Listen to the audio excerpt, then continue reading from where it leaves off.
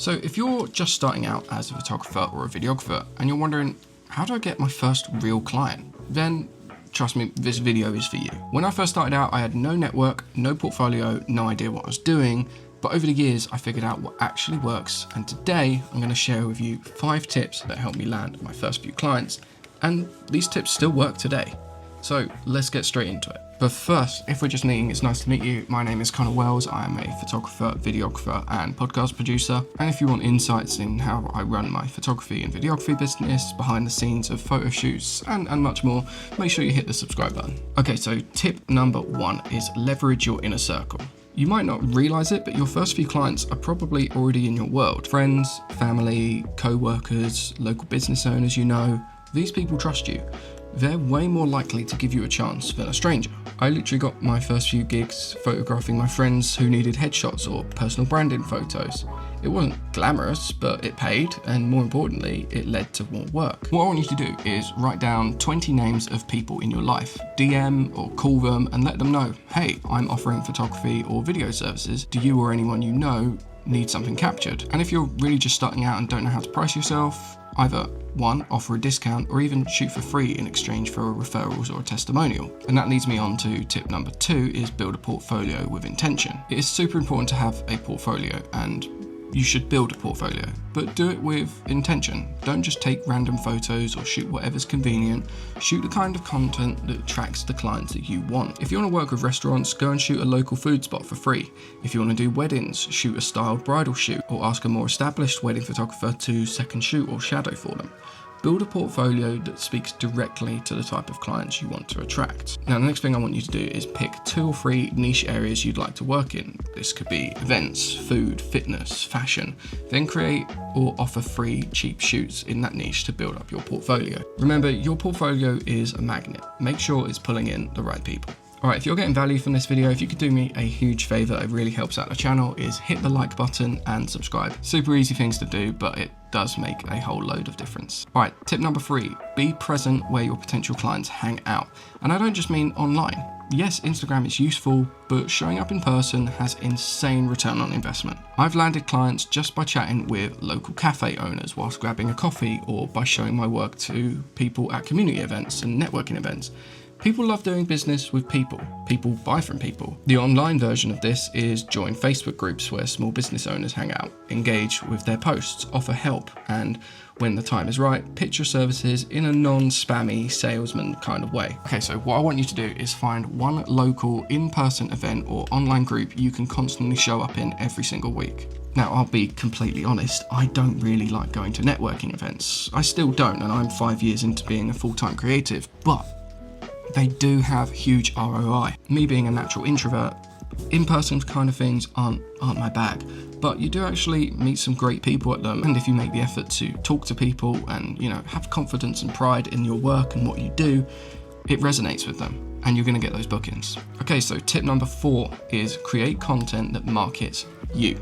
Every shoot you do, turn it into BTS content. Talk about the shoot, the challenges, the results, and post it. Now, obviously, when you're carrying out a shoot, it is really hard to think about, operating or setting up another camera when you're so focused on, photographing or filming the subject at hand and the job.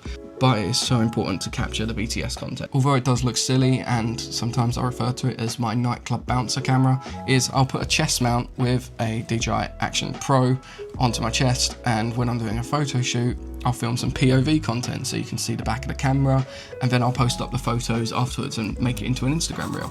Or I'll bring my Osmo Pocket 3 and I'll make a little vlog of the day. I actually posted a full behind the scenes of a shoot at Hitch in Lavender. It'll be in one of the card corner things up there. Go check it out. I'm mic'd up, I'm talking to the client, I'm showing the photos and what I'm doing during the photo shoot. And also at the start, I talk about what gear I'm bringing. Just remember, people buy into the process. They love seeing the behind the scenes, and if someone's on the fence about hiring a photographer or a videographer, that little reel you post might be what pushes them into DMing you. Before your next shoot, create a short video explaining who you are, who you help, and how, and pin it to your Instagram or TikTok. For example, hi, I'm your name, I help small businesses create scroll-stopping photos and video content. Let's work together. Now we're on to tip number 5. Make it easy to work with you. You need to make it super easy to work with you. You'd be surprised how many beginner creatives lose clients just by being disorganized or hard to reach. Set up a simple booking process, whether it's through something like Wix or Squarespace, and use something like Calendly, or if you've got that embedded in your website, use that,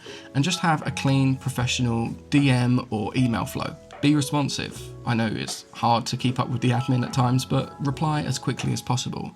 Deliver on time. In last week's video, I spoke about how to under-promise and over-deliver. If you can and have got the scope to deliver a project early, do it. It's better than delivering it late. If you do have the scope and time to deliver a project early, then do that. The client will be impressed. Send clear pricing. The more friction you remove, the more likely they'll book you and recommend you. The next time you're updating a website or having a look at your socials, can someone book you today without back and forth DMs? If not, you need to fix that. Okay, so quick recap. Number 1, start with your network. It is so likely that your first client or first clients are already people that you know. Number 2 is build a portfolio with purpose. If you want to be a fitness photographer or videographer, don't be pushing out that you shoot weddings or you're specializing in food, because it's not going to attract the clients that you want. And vice versa. If you want to just do weddings, then go to places where there are going to be weddings. Whether it's wedding fairs or styled shoot days, get involved in them and put that in your portfolio. Number 3, show up where your clients are. So go to networking events, engage with people online. Like I said earlier, I'm not the biggest fan of networking events, but they are super beneficial, and every time that I've been to one, I've came away with a couple of clients. Number 4, create content that sells you. Share the behind the scenes, talk about what you know and who you are. Honestly, it's astounding how many photographers don't post a picture of themselves. For example, if I was booking a photo shoot for me, I want to know who the photographer is behind the camera. I don't want to just see their work, I want to see their personality and who I'd be working with. And number 5, make it easy to work with you. Eliminate the back and forths, make it super easy to book you, be professional but friendly. The beginning is the hardest part, but you don't need a fancy camera or a huge following. You need consistency, strategy, and confidence to put yourself out there. Now, if you found this video helpful, drop a like and subscribe for more behind the scenes tips, and leave a comment. What kind of clients are you trying to land first?